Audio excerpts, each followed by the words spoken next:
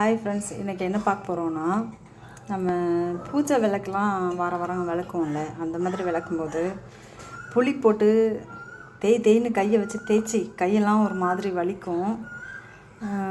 அந்த மாதிரி போட்டு கஷ்டப்படாமல் ஈஸியான ஒரு டிப்ஸை சொல்லித்தரேன். ஃபஸ்ட்டு நீங்கள் இதெல்லாம் எடுத்து இந்த மாதிரி இதெல்லாம் தொடச்சி வச்சுக்கோங்க. ஆயில் இல்லாமல் மட்டும் தொடச்சி வச்சுக்கோங்க.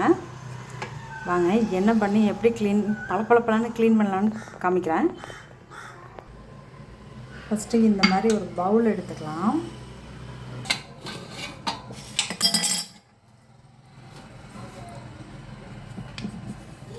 ஃபஸ்ட்டு கொஞ்சமாக சால்ட் எடுத்துக்கோங்க. நீங்கள் எவ்வளோ பாத்திரம் வச்சுருக்கீங்களோ அந்த அளவுக்கு ஒரு டைம் ட்ரை பண்ணி பார்த்தீங்கன்னா உங்களுக்கு தெரியும். எனக்கு கொஞ்சம் நிறைய இருக்குது, அதனால நிறைய போட்டுக்கிறேன் சால்ட்டு. ஒரு 2 ஸ்பூன் அளவுக்கு வினிகர் எடுத்துக்கோங்க. ஓகே, போதும் இந்த அளவுக்கு. அடுத்ததாக இந்த மாதிரி லெமன் எடுத்துக்கோங்க. 1 2 எடுத்துக்கோங்க. உங்களுக்கு பாத்திரத்துக்கு தகுந்த மாதிரி எடுத்துக்கோங்க. லெமன் எடுத்து நல்லா புழிஞ்சிக்கோங்க அந்த ஜூஸை.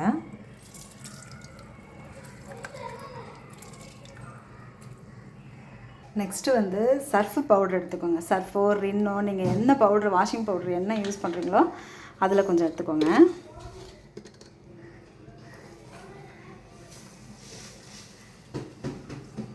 பாருங்கள்,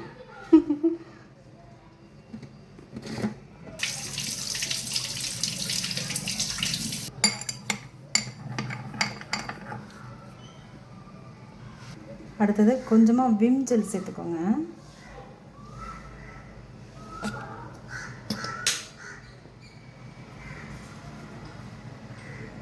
ஃபஸ்ட்டெல்லாம் என்ன பண்ணுவேன்னா, வெந்நீரை கொதிக்க வச்சு புளியை அதுக்குள்ளே போட்டு லெமன் ஜூஸ் புழிஞ்சு கொஞ்சோண்டு சர்ஃபெசல் போட்டு உள்ளே போட்டு கொதிக்க வச்சு அதுக்கப்புறமா ஆறின பிறகு எடுத்து விளக்குவேன். அப்போவும் நம்ம கையில் விளக்கித்தானே ஆகணும்.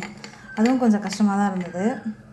ஆனால் அப்போவும் அதுவும் நல்லா பளபளன்னு இருக்கும் பாத்திரம். எனக்கு வெந்நீரில் போட்டு கொதிக்க வைக்கிறது கொஞ்சம், வெந்நீரில் போடுறதா பூஜை பொருளை அப்படின்னு சொல்லிட்டு கொஞ்சம் சங்கடமாக இருந்துச்சு. வெந்நீரில் போடுறதுனால எனக்கு ஒரு மாதிரி ஆகிடும். அதனால் அந்த விஷயத்தை விட்டுட்டேன். அதுக்கப்புறமா இது மாதிரி பண்ணி சூப்பராக ஒர்க் அவுட் ஆச்சு. சரி, ஓகே, இதையே ஃபாலோ பண்ணுவோமே அப்படின்னு. இது நிறைய பேருக்கு தெரிஞ்சிருக்கலாம். தெரியாதவங்க பார்த்து யூஸ் பண்ணிக்கோங்க. தெரிஞ்சவங்க பரவாயில்ல, ஸ்கிப் பண்ணிக்கோங்க. இப்போ பாருங்கள் எப்படி பளபளன்னு ஆகுதுன்னு. ப்ரஷ் புதுசு, நான் பூஜை பொருள் தேய்க்கிறதுக்காகவே வச்சுருக்கேன். அதுக்கு மட்டும்தான் யூஸ் பண்ணுவேன். பாருங்கள், ஃபோன் ஒரு கையில் வச்சுட்டு நான் பண்ணுறேன்.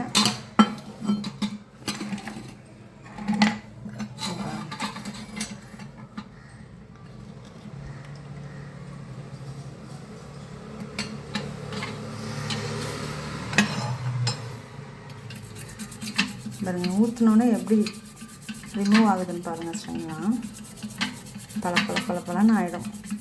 நீங்கள் ரொம்ப போட்டு தேய்ச்சிட்டே இருக்க வேண்டாம். சும்மா அப்படியே எடுத்து ஊற்றி அப்படியே இது பண்ணாலே போதும்.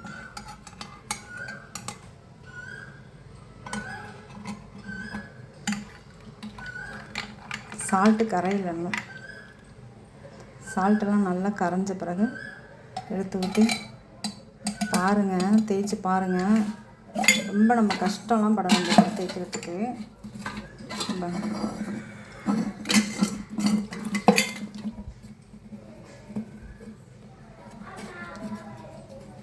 அவ்வளோதான். பார்த்தீங்களா எவ்வளோ பளபளன்னு இருக்கு பாருங்கள் தேய்ச்ச பிறகு. நான் வாஷ் பண்ணிவிட்டு காட்டுறேன் பாருங்கள்.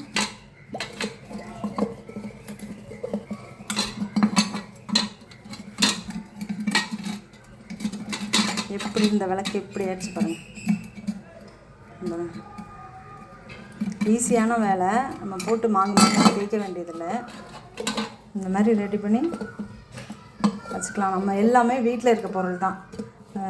டிஷ்வாஷு, கிளாத் வாஷு, இந்த பவுட்ரு, ரின் பவுட்ரு, ஏதோ ஒரு பவுட்ரு, பாத்திரம் தேய்க்கிறது.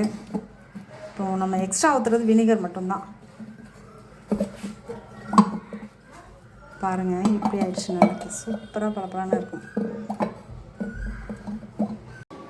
பார்த்தீங்களா எல்லாம் எவ்வளோ பளபளன்னு இருக்குன்னு. நீங்களும் இந்த மாதிரி ட்ரை பண்ணி பாருங்கள். Okay, thank you.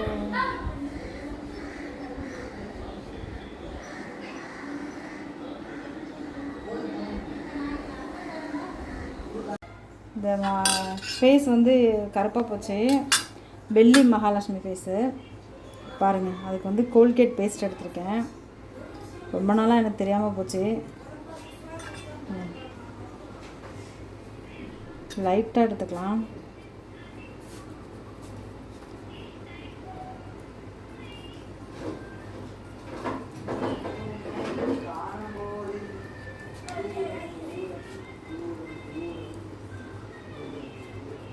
ஈஸியாக போயிடுச்சு. இது தெரியாமல் நான் பாலிஷ் பண்ணிட்டு வந்தேன் ஒரு தடவை.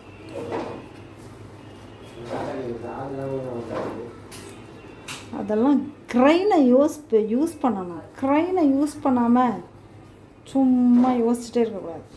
க்ரைனை யோசித்து நம்மளாக யோசித்து கண்டுபிடிக்கணும். பார்த்தீங்களா, சூப்பராக போயிடுச்சு.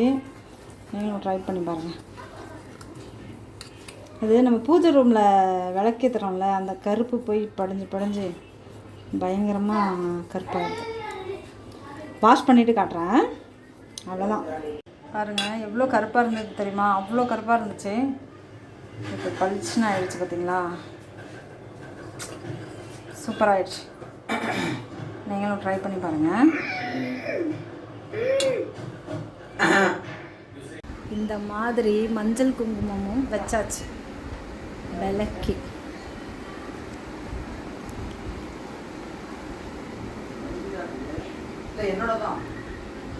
பலன்னு விளக்கி மஞ்சள் குங்குமம் வச்சாச்சு.